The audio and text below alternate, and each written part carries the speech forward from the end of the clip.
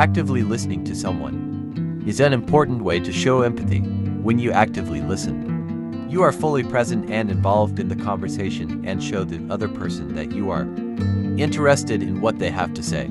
Here are some tips for active listening. Keep your focus. This means turning away from distractions such as phones, computers, or other devices. Look at the person and make eye contact. Use nonverbal cues. Show you're listening by nodding, making eye contact, and looking at the person. Think about what the person is saying. Paraphrase what the person said to make sure you understand what they mean. For example, you seem frustrated because. Ask open-ended questions. Ask questions that allow the person to tell you more about their thoughts and feelings. For example, what happened next, or how did you feel afterwards? Acknowledge the person's feelings. Accept the person's feelings and show that you understand where they are coming from. For example, it seems like you've had a really hard time. Be patient. Let the person speak without interrupting, even if you don't agree with what they're saying. Avoid distractions. Put your phone or other devices away and just focus on the person speaking. Be open. Try to put yourself in the other person's shoes and see things from their point of view. Avoid judgment. Resist the urge to judge or criticize the person and instead listen with an open mind. Acknowledging someone's feelings and experiences is an important part of showing empathy and building positive relationships. Here are some tips for effectively recognizing a person's feelings and experiences. Active listening. Pay attention to what the person is saying and give them your full attention. Show interest in what he has to say by making eye contact and asking clarifying questions. Think about what they say. Summarize what the person said to make sure you got it right. This can help the person feel heard and understood. Acknowledge your feelings. Let the person know that their feelings are important and understandable. For example, you can do this by saying, I understand why you feel this way, or that must have been really hard for you. Avoid downplaying or ignoring their experience. It's important not to downplay this person's experience by saying things like, it's not that bad or you'll get over it. The person knows that you understand how they are feeling and that you are there for them. You can say things like, I'm sorry you had to go through all this, or I can imagine how you feel. Pay attention to nonverbal cues, such as facial expressions and body language. Active listening allows you to better understand someone's feelings and experiences. Use I statements. When acknowledging someone's feelings and experiences, it's important to use I statements instead of you. Relationships. For example, instead of saying, you should be proud of yourself, you can say, I'm proud of you for doing this. Avoid giving advice or solutions. When someone shares their feelings or experiences, sometimes he doesn't want advice or a solution. Instead, they may just want someone to listen and sympathize with them.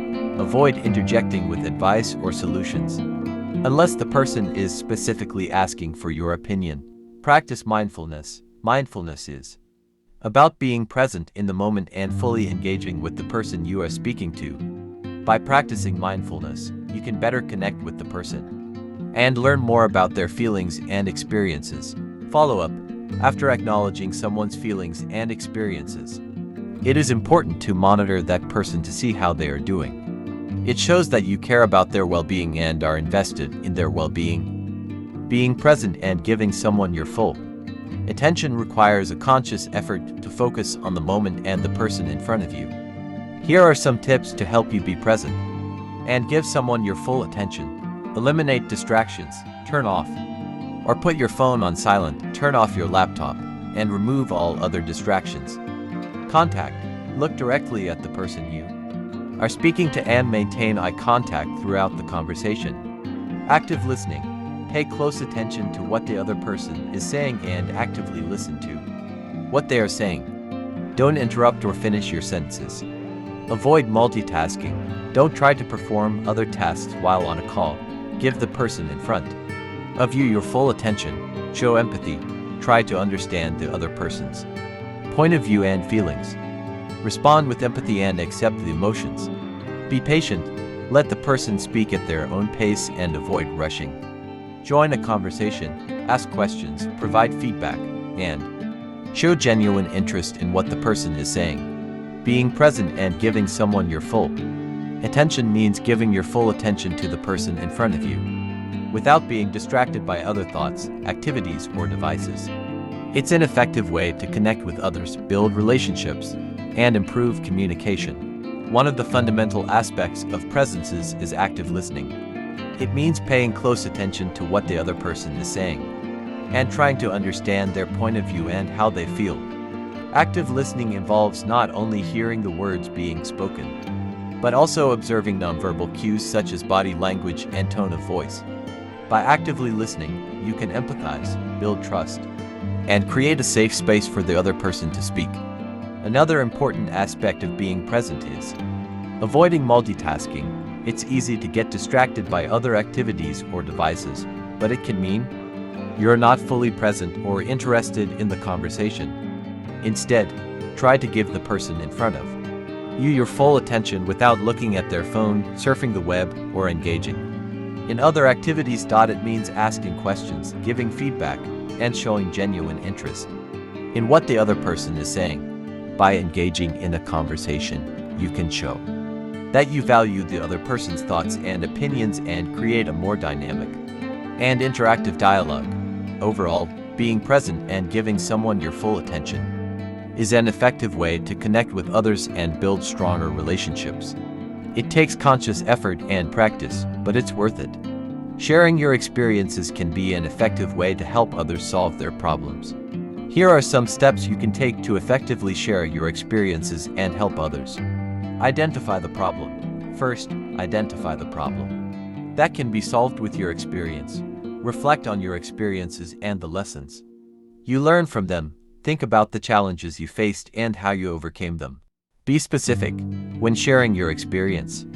Be specific about the situation, actions taken, and results. This will help others understand the context and apply your advice to their situation. Be honest. Be honest about your successes and failures. Sharing failures can be just as valuable as sharing successes, because it can help others avoid the same mistakes. Actively listen. When you share your experiences, remember to actively listen to the person you are speaking to. Ask questions to understand their unique situation, and offer advice tailored to their needs. Give practical advice when sharing your experience. Give practical advice that the person can use to solve their problem. Suggest specific actions they can take to fix the problem and improve their situation. Follow up after sharing your experience. Reach out to that person to find out how they're doing. Offer additional guidance or support as needed, and encourage them to reach out to you with additional questions or concerns. In order to effectively share your experiences, it is important to be specific and honest. Share the details of the situation, the actions you took, and the results you experienced. By being transparent about your successes and failures, you can offer insights and lessons that others can learn from. Active listening is also important when sharing your experiences. By listening to your interlocutor and asking them questions, you can better understand their situation and give them the right advice. It is important to give practical advice that the person can use to solve their problem and improve their situation. Finally, it is important to contact that person after sharing your experience. Contact them to see how they are doing and offer further guidance or support if needed.